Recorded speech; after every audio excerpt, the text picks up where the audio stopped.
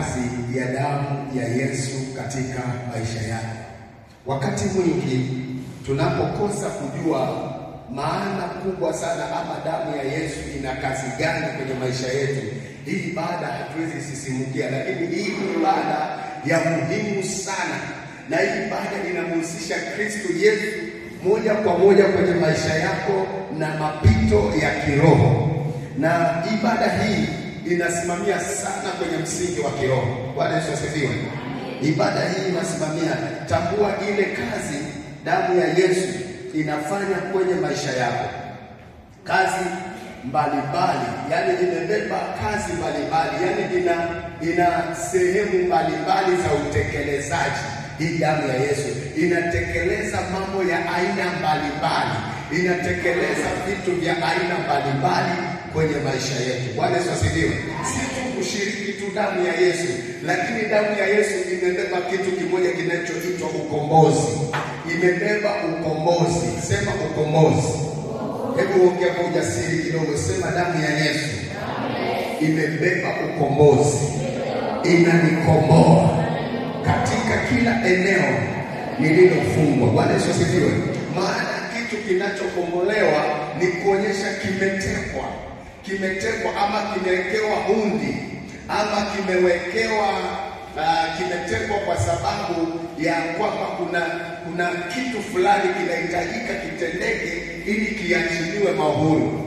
Na kwa hivyo damu ya Yesu inatukomboa kutokana na maagano, kutokana na madhabahu ambayo yametufinyilia.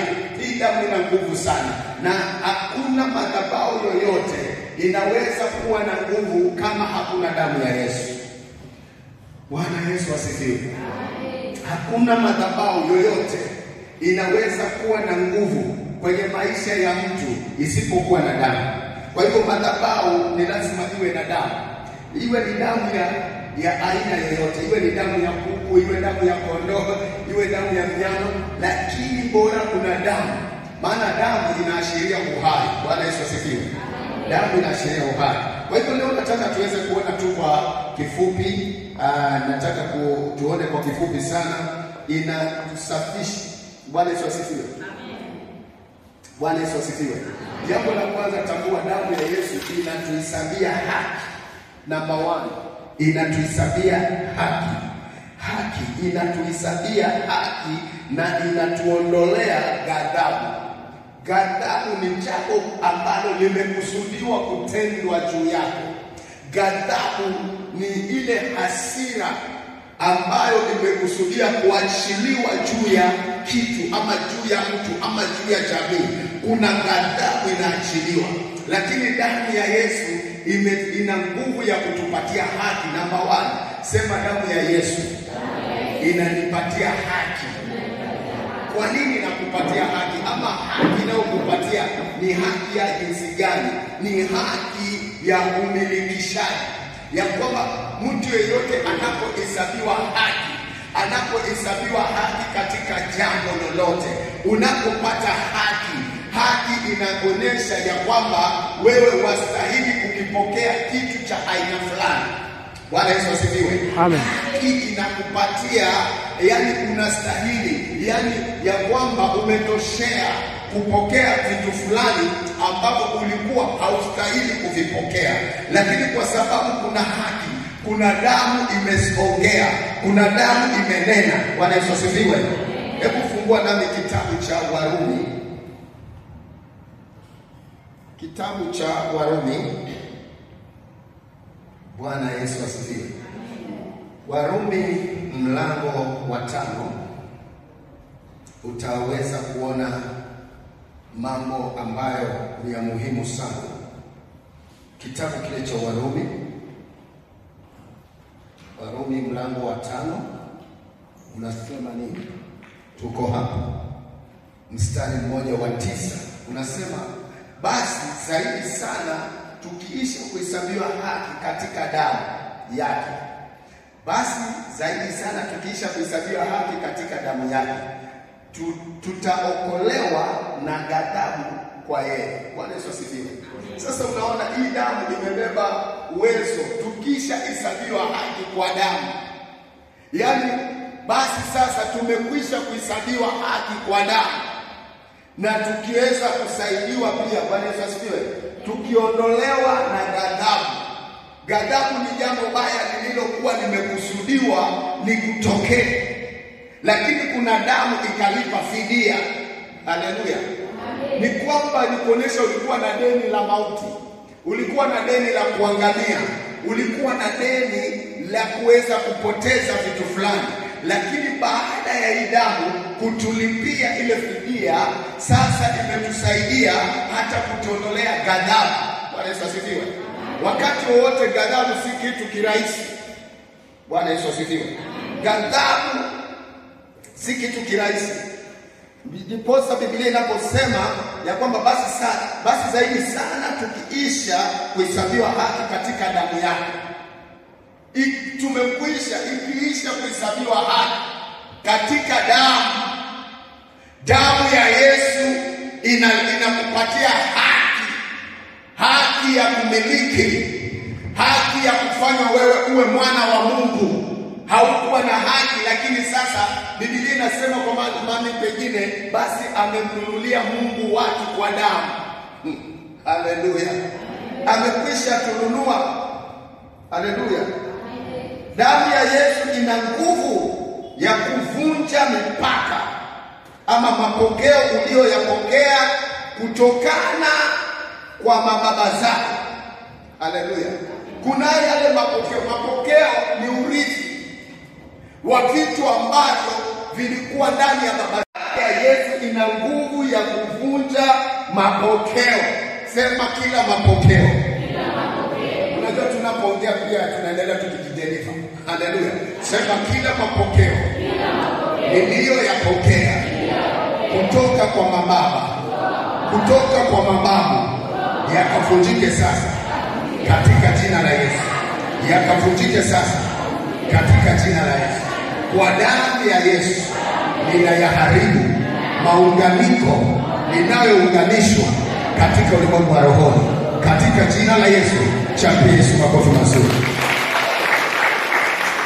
Nataka tuone kitu kimoja kwa mtu aliyepata mapokeo ndio uweze kujua kwa nini hii damu ina nguvu ya kukuokoa kwenye mapokeo.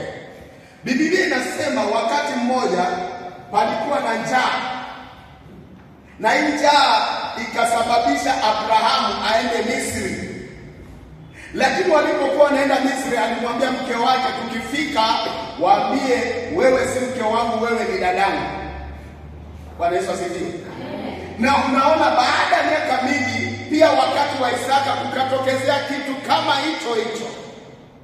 Na Isaka akamwambia mke wake, tukienda waambie nini? Wewe ni dada yangu, wewe si mke wangu. Yale mambo ambayo yalitendea ndani ya Ibrahimu ndio unayaona ndani ya Isaka. Sijui kama kuna kitu unaelewa. Bwana Yesu asifiwe. Yaani kulikuwa tatizo ni la njaa, lakini maneno Abrahamu aliyoyatumia ndio hilo tatizo wakati wa njaa wa Isaka, ndio yale maneno Isaka aliyoyatumia wakati wa Ibrahimu. Bwana Yesu asifiwe. Kwa nini? Ni mapokeo. Si hata hapo maneno mazuri yalikuwa ni uongo. Maana tukifika wewe sema kwamba mimi si mume wako, sema mimi ni brother. Kwa hivyo hapo kuna ukweli kweli. Bwana Yesu asifiwe. Bwana asifiwe. Walitenda dhambi sio ya mauti, sawa? Haya, ndio Yakobo anasema iko dhambi sio ya mauti. Haya, tuende katika kitabu cha Wafalme wa kwanza. Wafalme wa kwanza mlango 1 mstari ule wa 18 na 19. Sikia vile unasema, nyinyi mfahamu kwamba mulikombolewa si kwa vitu viharibikavu, kwa fedha au kwa dhahabu, mpate kutoka katika mwenendo wenu usiofaa mliopokea kwa baba zenu. Tuko pamoja? Sasa sikia. Inasema nyinyi mfahamu ya kwamba mulikombolewa si kwa vitu viharibikavu. Unajua kuna ukombozi kwa sababu ya vitu. Watu wanaweza toa vitu kwa sababu ya wewe kupata haki yako, lakini huu ni ukombozi wa kupata haki yako, si kwa vitu. Haleluya, Bwana Yesu asifiwe. Nyinyi mfahamu ya kwamba mlikombolewa si kwa vitu viharibikavyo, kwa fedha, kwa dhahabu, mpate kutoka katika mwenendo wenu usiofaa mlioupokea kwa baba zenu. Kuna mwenendo umeupokea kutoka kwa baba zako. Haleluya. Isaka alipokea mwenendo kutoka kwa baba zake akina Ibrahimu. Kuna uwezekano hata Ibrahimu alipokea kutoka kwa baba zake. Bwana Yesu asifiwe. Kwa hivyo kuna yale yanayoitwa mapokeo. Unaweza kuwa wewe ni binti na umezaliwa jina la shangazi yako, lile jina peke yake likawa na power ya kufanya uishi maisha shangazi aliyoishi. Haleluya. Kama shangazi alikuwa mtu wa mashida na wewe umepewa hilo majina, basi ile roho ya shangazi inakurithi. Kwa nini? Jina. Nakumbuka siku moja tukiwa kanisani pale Sofia, kuna mama mmoja alileta mtoto wake, na huyu mtoto anasema tangu amzae hajawahi kufurahia mtoto. Na nakumbuka yule mtoto alikuwa kama mwaka mmoja au miaka miwili. Bwana Yesu asifiwe. Na mama yake anasema tangu nimzae huyu mtoto, na alikuwa mama, yani msichana mdogo. Kalikuwa kama msichana kadogo na kadogo, kwa hivyo yani kama mtoto akazaa mtoto. Haleluya. Bwana Yesu asifiwe. Bwana asifiwe. Wakakaa, lakini yule mtoto hakuwahi kufurahia yule mtoto aliyemzaa. Alikuwa na vita. Yule mtoto hata alikuwa anasema akimaliza wiki ajaenda hospitali, wiki ya pili madaktari wanafika wanamsomea, mbona hujakuja? Umepotea sana, yaani tumekosa kukuona sana. Haleluya. Yaani mpaka unakuwa kama customer mzuri hospitalini. Haleluya. Yaani hata madaktari wanaweza wakaambia mtu hicho kiti msikikalie, kuna mwenyewe anakuja. Haleluya. Yaani alikuwa ndio maisha aliyoishi. Lakini siku moja tulipokuwa alipomleta, nilipotazama mama yake, Roho Mtakatifu akaniambia, hebu omba kwa ajili na mama yake kwa ajili ya ukombozi wa mtoto. Tulipoanza kuomba, mapepo yalianza kuongea ndani ya yule mama ya kwamba sababu inayomfanya yule mtoto ateseke na hata wacha kuteseka mpaka kifo chake ni kwa sababu aliitwa jina. Walikosea wakaniita jina langu mimi shangazi yake, na mimi nilikuwa nimewachukia hawa. Kwa nini aliniita jina langu? Basi kwa sababu aliniita jina langu, sitaacha huyo mtoto na amani mpaka nimuue. Bwana Yesu asifiwe. Kwa hivyo unaweza kuona kama watu walikosana, na wewe unachukua jina unabandika mtoto. Bwana Yesu asifiwe. Na mwenyewe hata kuna wazee wanasema kabisa, mimi mtu asijaribu kunizaa. Haleluya.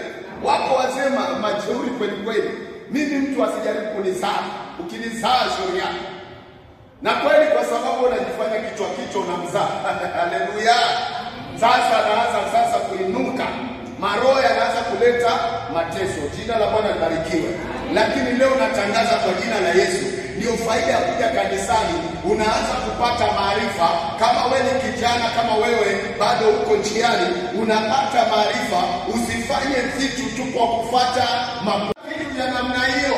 Wachana navyo. Hata kama unailaku la nyama, nenda kanunue ile yako ya 50 bob ukule, mwambie Mungu chamcha Bwana na mambo hii iishe. Wachana na nyama za watu. Bwana Yesu asifiwe. Lakini kwa sababu ya kukosa maarifa, unasikia tu watu wameenda kwenye, unasikia mama muombea fulani ile kwa watu kama sasa David, na wewe unaingia bado unaanza kutandika nyama. Haleluya.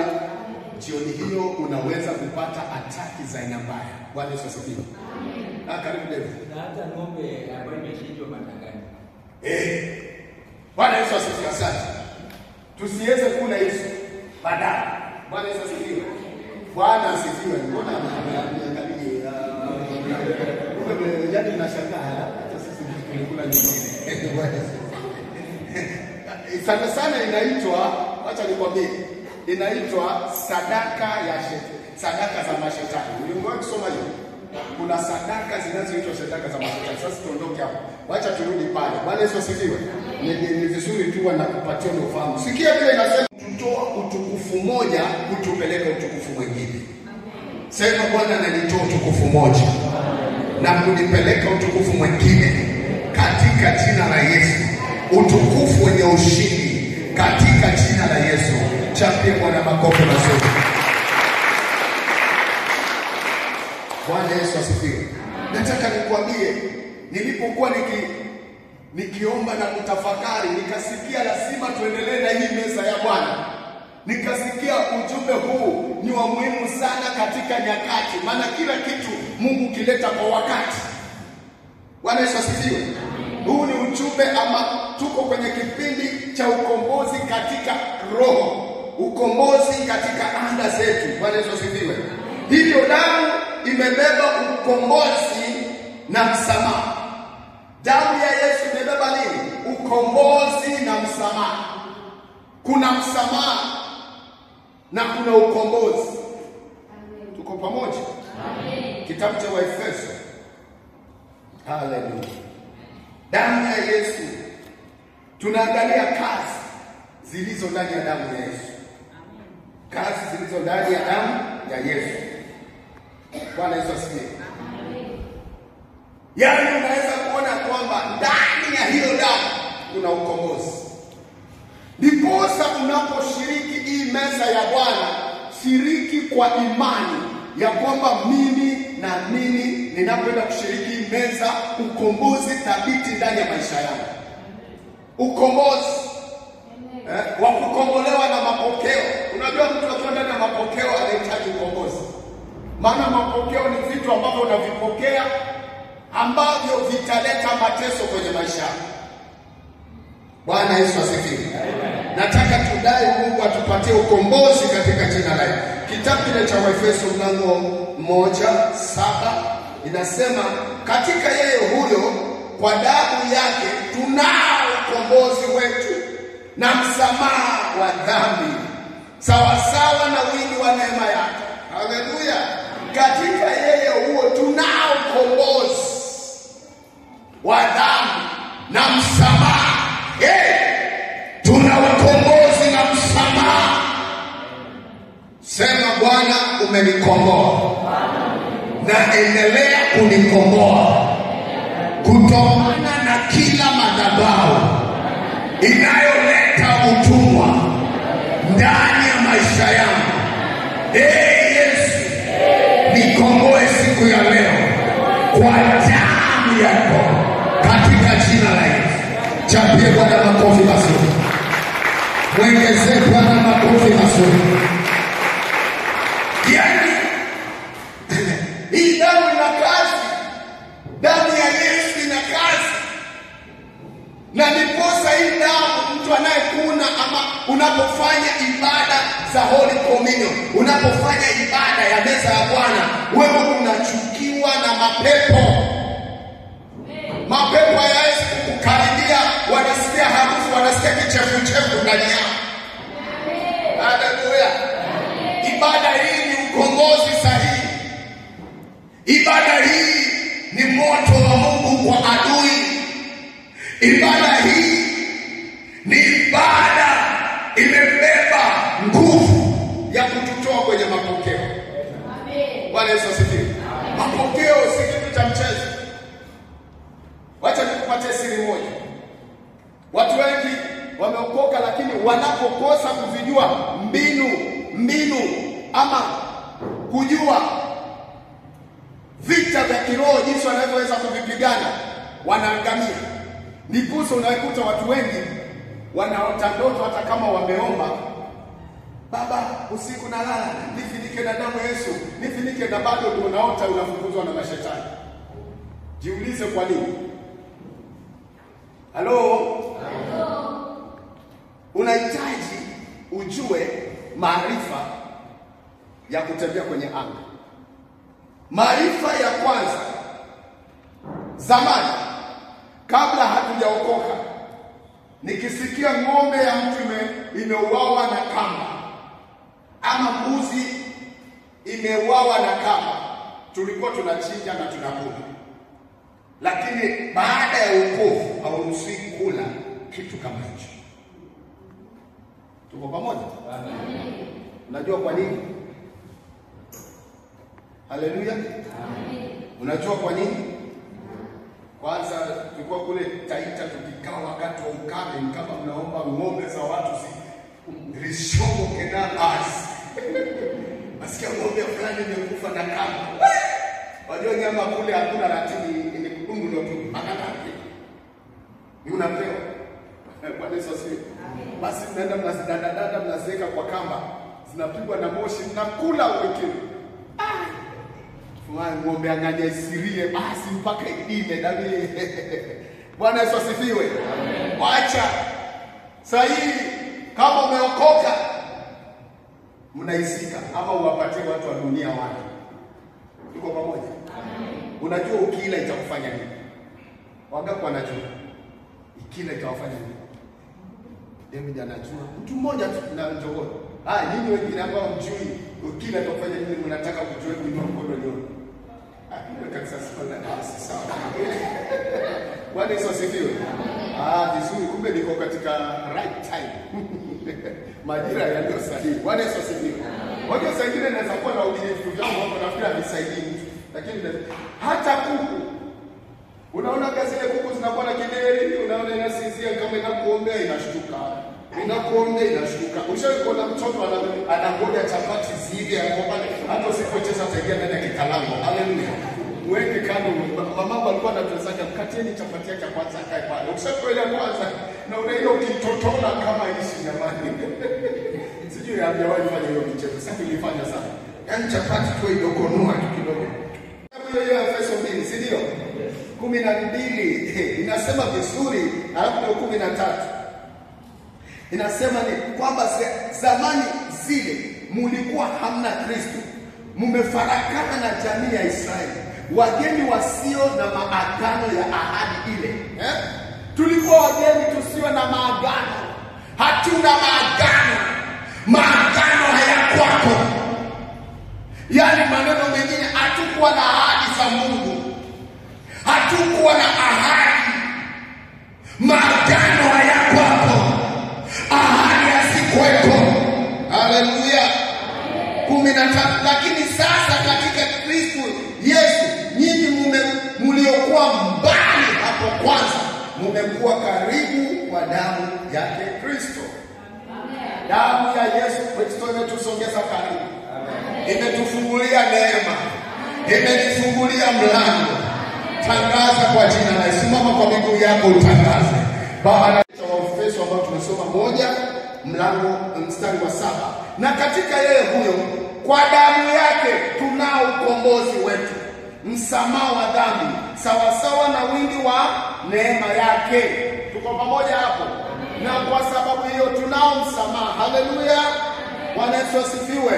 Na kwa yeye huyo kwa damu yake, kwa damu ya nani? Ya Yesu. Sema kwa damu ya Yesu.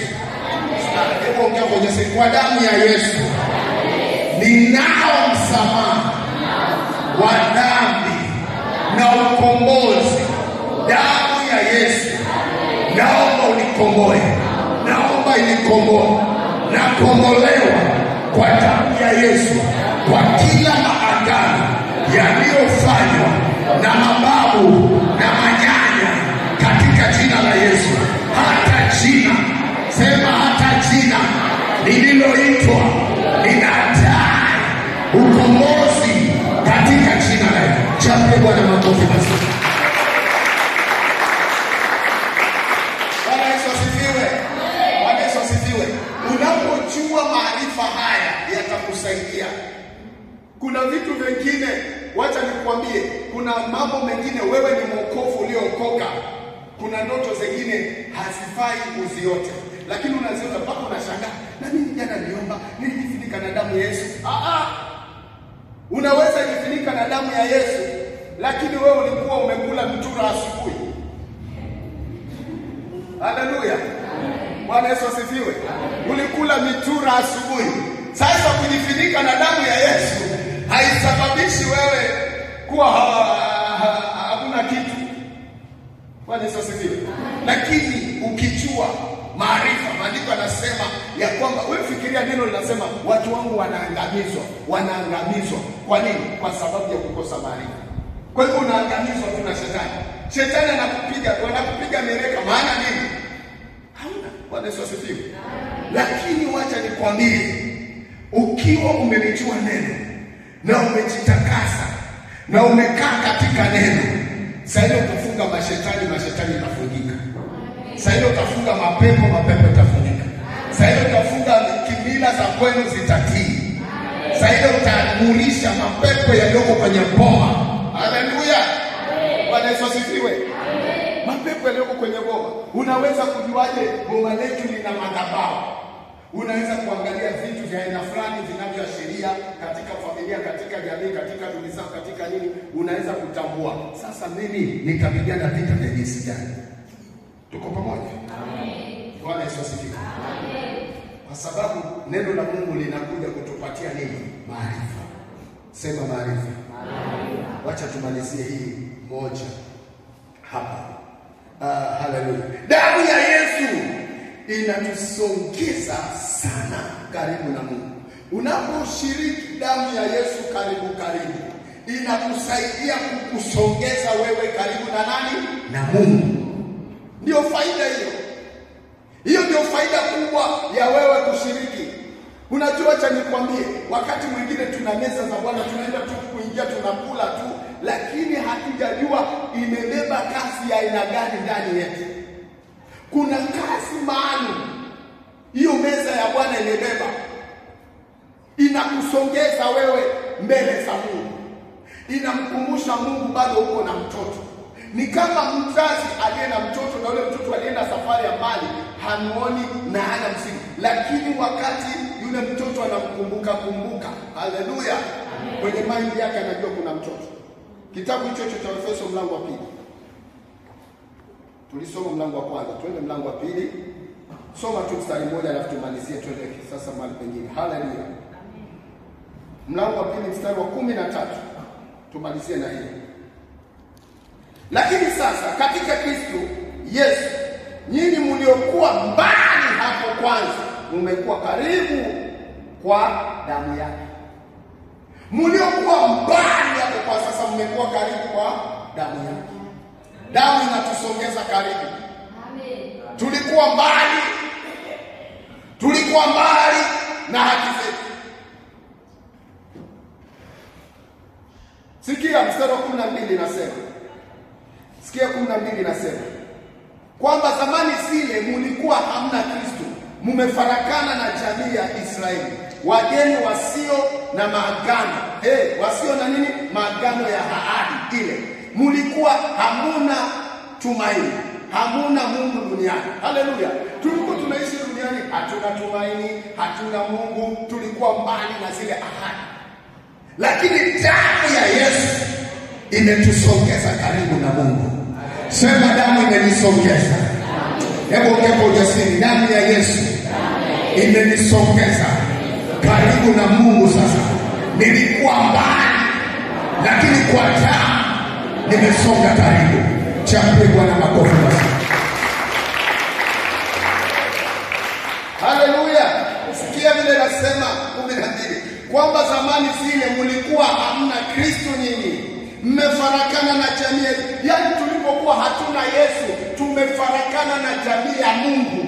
Hatukuwa kitu mbele za Mungu, wala duniani tulipokaa hatukuwa na Mungu. Yaani wewe, wacha nikwambie, damu imekupatia haki ya kwamba unaweza kuomba kwa jina la Yesu na vitu vinatendeka. Amen. Unaweza piga goti na mbingu ikaitika. Unaweza tamka na anga ikasikika. Haleluya. Damu ya Yesu. Damu ya Yesu inanikomboa na madhabahu. Damu ya Yesu inavunja mapokeo. Amen. Damu ya Yesu inaondoa yale mapokeo ambayo yalikuwa shetani anasema nitamfuatilizia kwa sababu baba zake lazima aende katika barabara ya baba zake. Hiyo ni damu inaweza kubadilisha hiyo msururu.